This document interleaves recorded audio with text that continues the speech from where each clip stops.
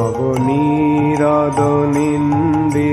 কান্তিধারম রসসাগর নাগর ভূপবরং।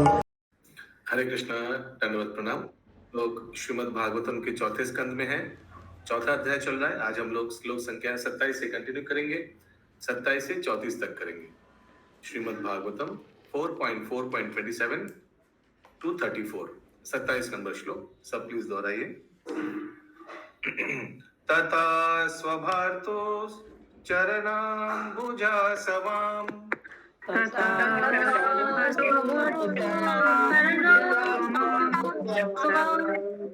जगद्गुरुश्चिन्तयति न चापरम्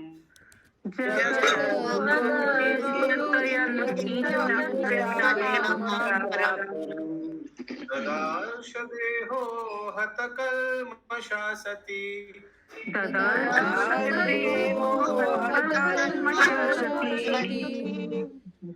अद्य प्रज्वल समाधि अग्निना।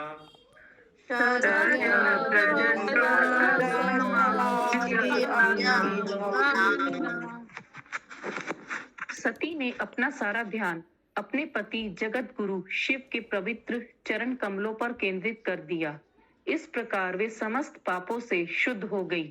उन्होंने अग्निमय तत्वों के ध्यान द्वारा प्रज्वलित अग्नि में अपने शरीर का परित्याग कर दिया।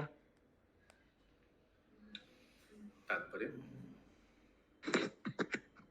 सती ने तत्क्षण अपने पति शिवजी के चरण कमलों का ध्यान किया, जो भौतिक जगत का संचालन करने वाले 3 देवताओं में से एक हैं। उन्हें चरण कमलों का ध्यान धरने से ही इतना आनंद मिला कि वे अपने शरीर के सारे संबंध भूल गईं। यह आनंद निश्चय ही भौतिक था, क्योंकि उन्होंने अपने शरीर को एक अन्य भौतिक शरीर प्राप्त करने के उद्देश्य से त्यागा था।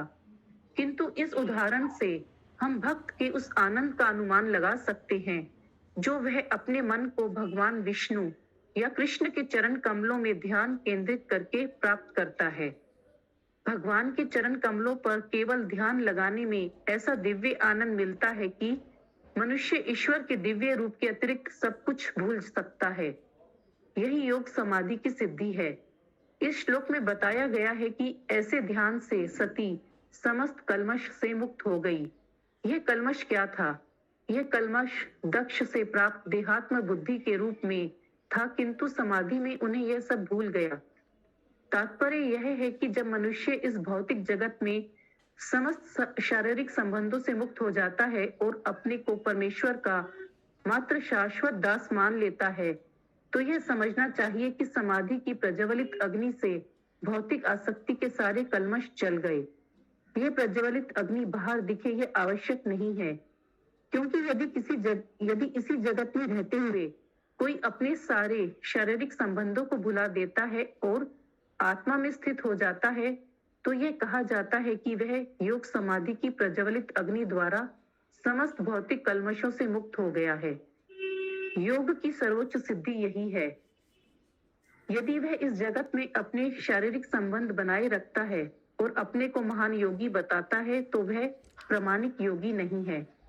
श्रीमद् भागवत में 2.4.15 में कहा गया है, यत् कीर्तनम यत् स्मरणम, केवल भगवान के पवित्र नाम के कीर्तन, कृष्ण के चरण कमलों के स्मरण, भगवान की स्तुति से ही मनुष्य समाधि की प्रज्वलित अग्नि द्वारा समस्त भौतिक कल्मश देहात्म बुद्धि से तुरंत मुक्त हो जाता है। यह प्रभाव बिना एक क्षण के विलंब से तत्क्षण घटित होता है। शीलजीव गोस्वामी के अनुसार सती द्वारा शरीर त्याग का अर्थ है कि सती ने दक्ष से अपने संबंध को हृदय के भीतर त्याग दिया। शील विश्वनाथ चक्रवर्ती ठाकुर ने भी टीका की है कि सती बहिरंगा शक्ति की अधीक्षक विग्रह है, अतः जब उन्होंने अपना शरीर त्यागा तो उन्हें आध्यात्मिक देह नहीं प्राप्त हुई, वरन दक्ष द्वारा प्राप्त शरीर से उन्होंने स्थानांतरण कर लिया। अन्य टीकाकार भी कहते हैं कि उन्होंने तुरंत अपने आप को मेनका के गर्भ में स्थापित कर लिया, जो उनकी भावी माता थी। उन्होंने दक्ष से प्राप्त शरीर को त्याग दिया और तुरंत ही एक श्रेष्ठतर शरीर में स्थानांतरित हो गई। किंतु इसका अर्थ यह नहीं कि उन्हें आध्यात्मिक शरीर प्राप्त हुआ। हरे कृष्णा। अलग अलग टीका का दिया हुआ कमेंटेटर्स का। ये मेनका के गर्भ में स्थानांतरित कर दिया भाभी माता, ये कौन है मेनका, किसी को मालूम है? हिमालय की पत्नी। हाँ, हिमालय की पत्नी। हाँ, मेनका हिमालय पत्नी। भाभी माता क्यों? माँ के हाथ का नाम है? अच्छा, ओके। अब हिमालय के पति तो भाभी माता कैसे हो गया? होने वाली माता। भाभी माता ना क्या बताया अभी? भावी माता मतलब बुद्धि माता, मतलब जो अभी हुई नहीं होंगी। कल आया था ना कि वो अपने आप को हिमालय के यहाँ करेंगी। वो तो मालूम। भाभी माने क्या? भाभी तो माने एनीवेज, भैया का वाइफ को भाभी वैसे कुछ बोलते हैं ना? अरे भाभी, वो भाभी भी होने वाली। जेटा हाँ हाँ चल तत्पश्यतम।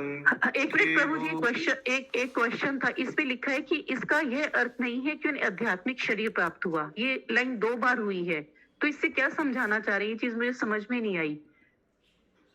तो इस चीज को कैसे समझेंगे कि इसका अर्थ यह नहीं है कि उन्हें आध्यात्मिक शरीर प्राप्त हुआ? सो लास्ट वाला सेंटेंस देखिए, उसमें भी लिखा है ये बात। लास्ट वाला सेंटेंस एक बार पढ़िए। उन्होंने दक्ष से प्राप्त शरीर को त्याग दिया और वे तुरंत ही एक श्रेष्ठतर शरीर में स्थानांतरित हो गई, किंतु इसका यह अर्थ नहीं है कि उन्हें आध्यात्मिक शरीर प्राप्त हुआ। हाँ, तो अभी मैंने इस सिचुएशन में उन्होंने अपना दक्ष का शरीर जो प्राप्त हुआ था वो तुरंत त्याग दिया और एक भौतिक शरीर में फॉर द टाइम बिंग चला गया, मेनका के घर में चला गया। ये तो लिखा है कि प्रॉब्लम क्या, मैंने क्या मतलब तो फिर ये लाइन देने का क्या जरूरत है कि इसका अर्थ यह नहीं है कि उन्हें आध्यात्मिक शरीर प्राप्त हुआ? तो मतलब बस जस्ट ऐसा एडिशन ही लिखी। जीवन का पुण्यता हो गया और भगवान के धाम चले गए और पूरा दिव्य शरीर मिल गया, ऐसा नहीं है। ओके, ठीक है, तो ये समझ में आ रहा है।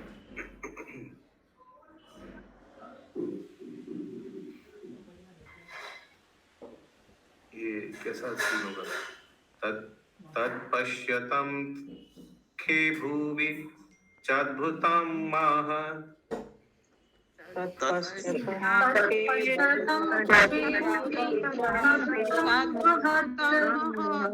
आयेति वादा सुमहान् अजायता।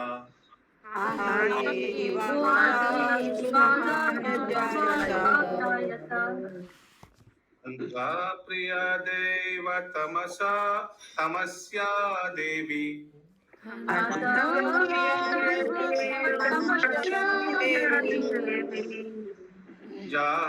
वसुन्केन सती प्रकोपिता।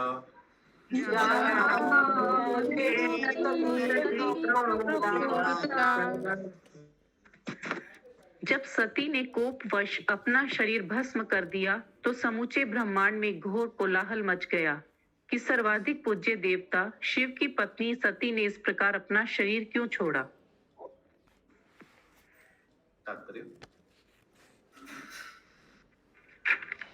ब्रह्मांड के विभिन्न लोकों के देवताओं में कोलाहल मच गया क्योंकि सती राजाओं में श्रेष्ठ राजा दक्ष की कन्या और देवताओं में श्रेष्ठ शिव जी की पत्नी थी। वे इतनी क्रुद्ध क्यों हुई कि उन्होंने अपना शरीर छोड़ दिया? चूंकि वे एक महापुरुष की पुत्री और महात्मा की पत्नी थी, अतः उन्हें किसी प्रकार का अभाव न था, किंतु तो भी उन्होंने असंतुष्ट होकर शरीर छोड़ दिया।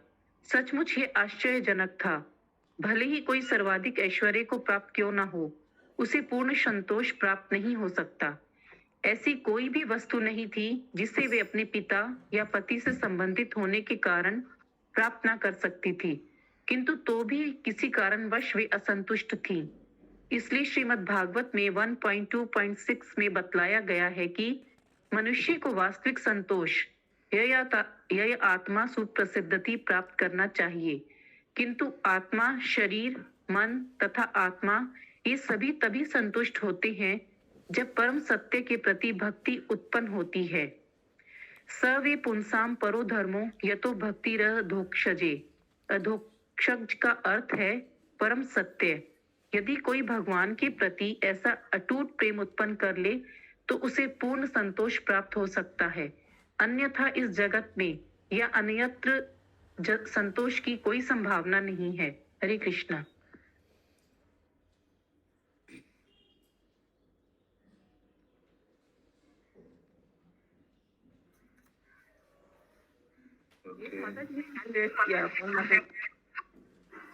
हाँ क्या? मम्मी ने हाथ उठा के रखा है।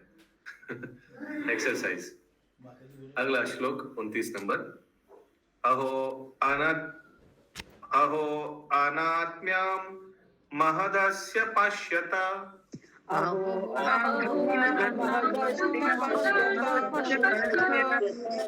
प्रजापतिर्य सचरच चराचरं प्रजा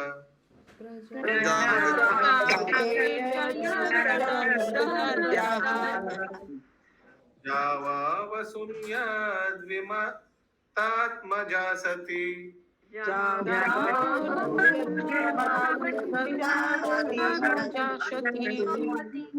मानस्विनी मानमभीक्षणम् अर्हति।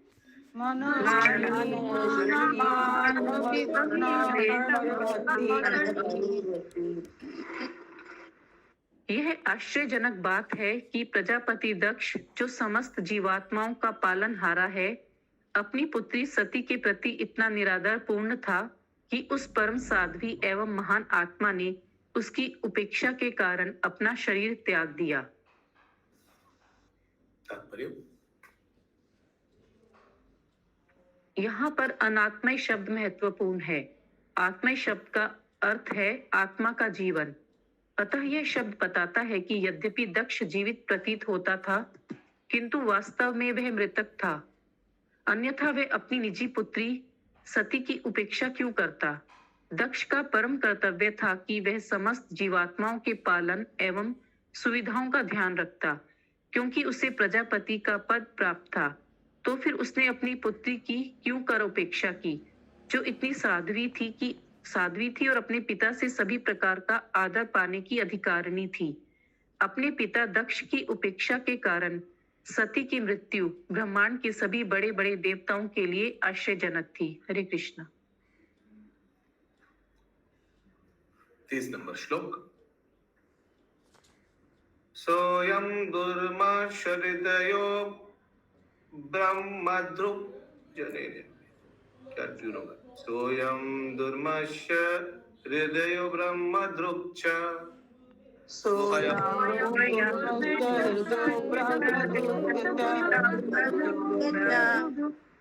लोके अपकृतिं महातिम अवप्स्यति।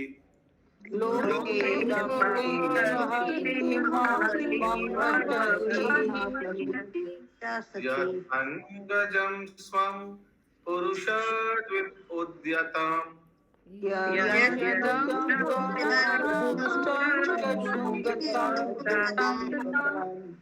प्रत्यसेधान् मृतये अपराधता।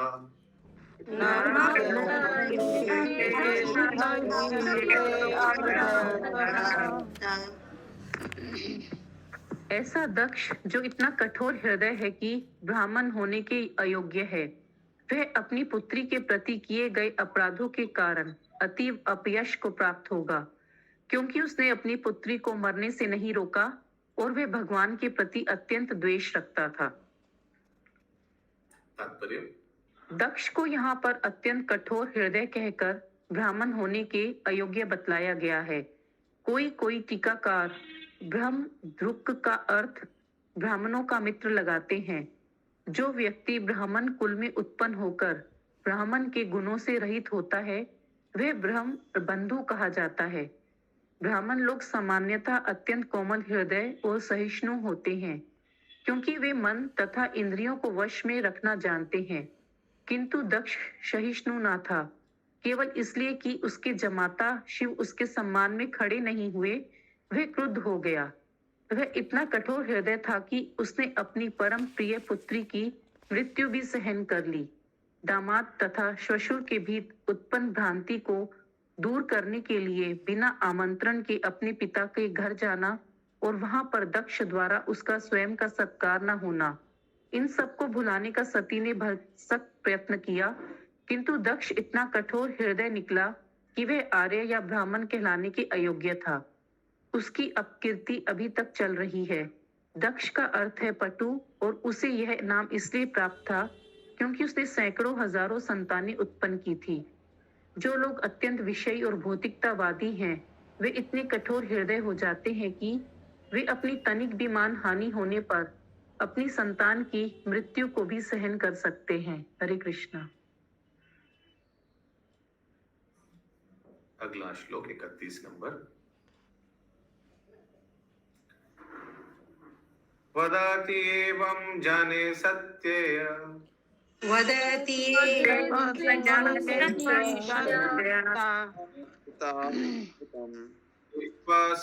त्यागम अद्भुतम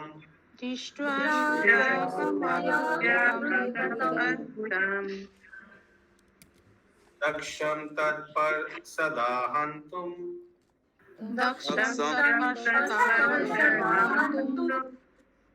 उदष्ठितान उदयूध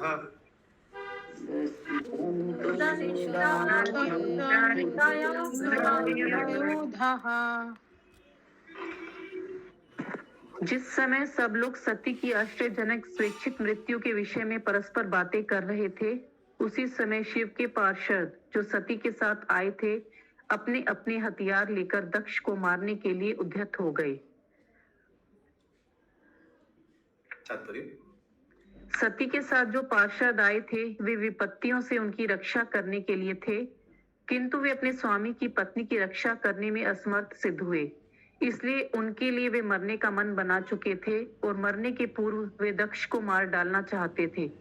अनुचरों का कर्तव्य है कि अपने स्वामी को सुरक्षा प्रदान करें, किंतु यदि वे इसमें असफल रहे तो उन्हें मर जाना चाहिए। ये आगे भी आया था। तेषामपाततं वेगम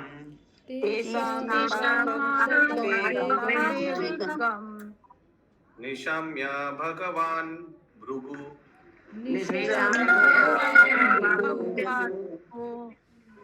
यज्ञ ज्ञानेन यजुषा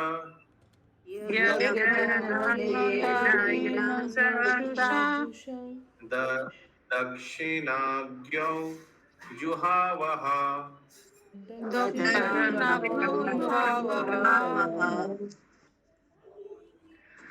वे बलपूर्वक आगे बढ़े, किंतु भृगु मुनि ने संकट को ताड़ लिया और याज्ञिक अग्नि की दक्षिण दिशा में आहुति डालते हुए उन्होंने तुरंत यजुर्वेद से मंत्र पढ़े, जिससे यज्ञ को विध्वंस करने वाले तुरंत मर जाएं। एक second. They came forward forcibly, but Bhrigu Muni saw the danger and यानी सब दक्ष के तरफ जा रहे थे ना उसको मारने के लिए, तो भृगु मुनि देख लिया कि कुछ गड़बड़ होने वाला है।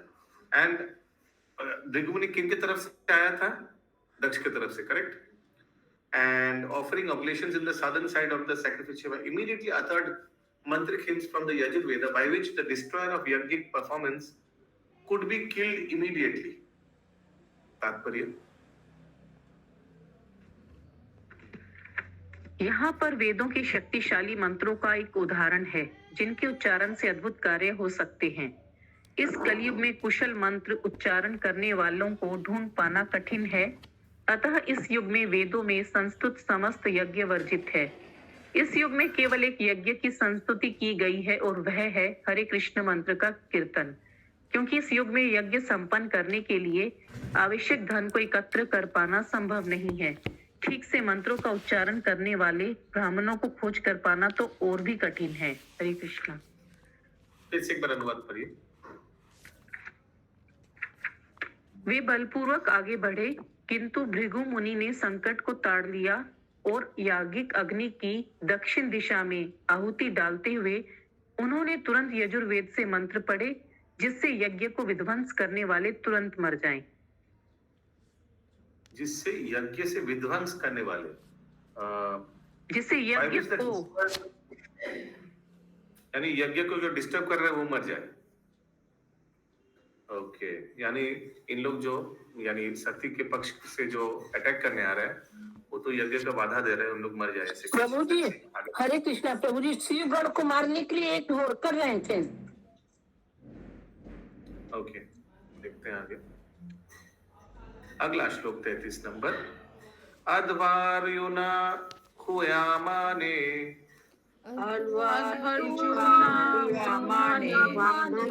देव हेतुरोजसा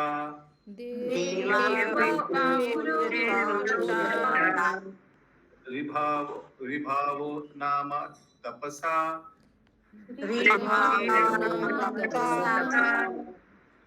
सोमं प्राप्त सहस्रसा।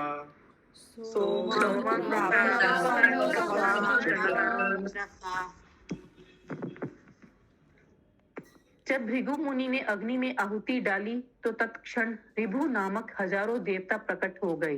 वे सभी शक्तिशाली थे और उन्होंने सोम अर्थात चंद्र से शक्ति प्राप्त की थी। तात्पर्य यहाँ कहा गया है कि अग्नि में आहुति डालने तथा यजुर्वेद से मंत्रों के उच्चारण से ऋभु नामक हजारों देवता उत्पन्न हो गए। भृगु मुनि जैसे ब्राह्मण इतने शक्तिशाली हुआ करते थे कि वे वैदिक मंत्रों का उच्चारण करके ऐसे शक्तिमान देवताओं को उत्पन्न कर सकते थे। आज भी वैदिक मंत्र उपलब्ध है किंतु उच्चारण करने वाले नहीं हैं।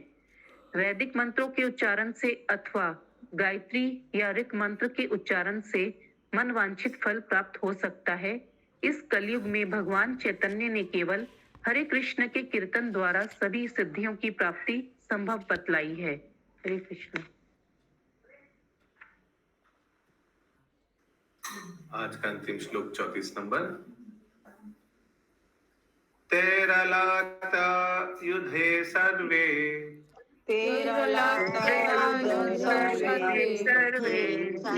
नमथासाह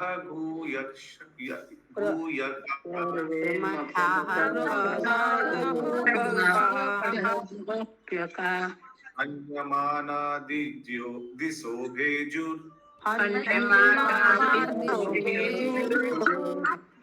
उषद्भिर्ब्रह्म तेजसा।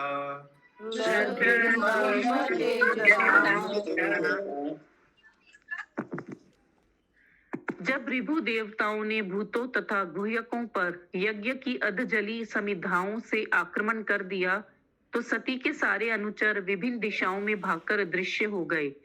यह ब्रह्म तेज अर्थात ब्राह्मण शक्ति के कारण ही संभव हो सका। तात्पर्य अच्छा, फिर से एक बार अनुवाद माता जी। जब ऋभु देवताओं ने भूतों तथा गुहिकों पर यज्ञ की अधजली समिधाओं से आक्रमण कर दिया तो सती के सारे अनुचर विभिन्न दिशाओं में भागकर अदृश्य हो गए। यह ब्रह्म तेज अर्थात ब्राह्मण शक्ति के कारण ही संभव हो सका। तात्पर्य इस श्लोक में आया हुआ ब्रह्म तेजसा शब्द सार्थक है। उन दिनों ब्राह्मण इतने शक्तिशाली हुआ करते थे कि वे इच्छा शक्ति से तथा वैदिक मंत्रों के उच्चारण से ही आश्चर्यजनक कार्य संपन्न कर लेते थे। किंतु अवनति के इस आधुनिक युग में ऐसे ब्राह्मण मिलते ही नहीं हैं। पांचरात्रिक पद्धति के अनुसार इस युग में सारी आबादी शूद्रों की मानी गई है क्योंकि ब्राह्मण संस्कृति विनिष्ट हो चुकी है। किंतु यदि किसी में कृष्ण भावना अमृत को समझने के लक्षण दृष्टि गोचर हो तो उसे वैष्णव स्मृति विधान के अनुसार भावी ब्राह्मण स्वीकृत करके उच्चतम सिद्धि प्राप्त करने के लिए समस्त सुविधाएं प्रदान की जानी चाहिए। इस पतित युग में जीवन की परम सिद्धि प्राप्त करने का यदि कोई साधन है तो भगवान चैतन्य वह अमूल्य देन है जिसमें हरे कृष्ण कीर्तन की प्रक्रिया को ग्रहण करके आत्म साक्षात्कार के समस्त कार्यों की पूर्ति हो जाती है। इस प्रकार श्रीमद् भागवत के चतुर्थ स्कंद के अंतर्गत सती द्वारा शरीर त्याग नामक चौथे अध्याय के भक्ति वेदांत तात्पर्य पूर्ण हुए। हरे कृष्ण। मंत्रार्थ श्रीमद् भागवतम की जय हो जय लीला प्रभु। जय